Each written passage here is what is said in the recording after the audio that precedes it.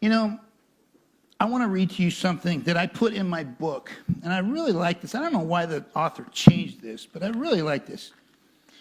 And this, when I started winning tournaments in high school, I said I started doing something after every tournament I'd ever won. It would never be intentional. I only say this looking back as an observer, telling a story of what I did. I never made a conscious effort to do this. I would usually look into a mirror, and when I did, I would eventually have to go to the bathroom, and when I did, I would usually look into a mirror, and when I did, I was drawn into it, and would stare into my own eyes for about 5 minutes. It was amazing to me, looking into my own eyes right after winning a big tournament. I looked in the mirror in awe and wondered, why was it this brain that enabled me to be better than anyone else in the state or nation or world? Wrestling is a combination of technique, conditioning, and luck. Why me? I looked into those newly purified eyes, into the soul, wanting to be there, and I was there. Whatever sins I committed must be forgiven to receive this incredible blessing. I was staring into a freshly baptized by fire soul.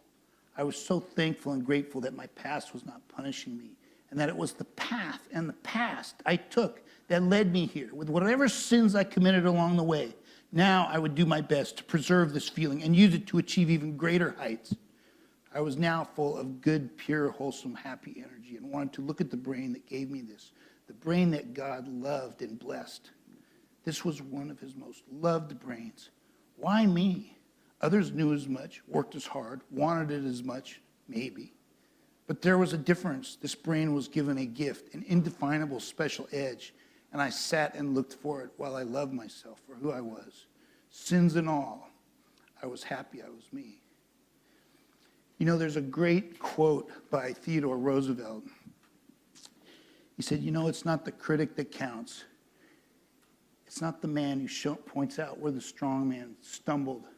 It's the man in the arena whose face is marred with sweat and dust and blood, who strives valiantly, who knows the great enthusiasms, the great devotions, who at best, if he succeeds, stands on the field of battle victorious, and at worst, if he fails, at least knows while striving valiantly for something, and will never take his place with those cold and timid souls that know neither victory nor defeat. You know, wrestling taught me one thing. You have to take responsibility for your wins and losses.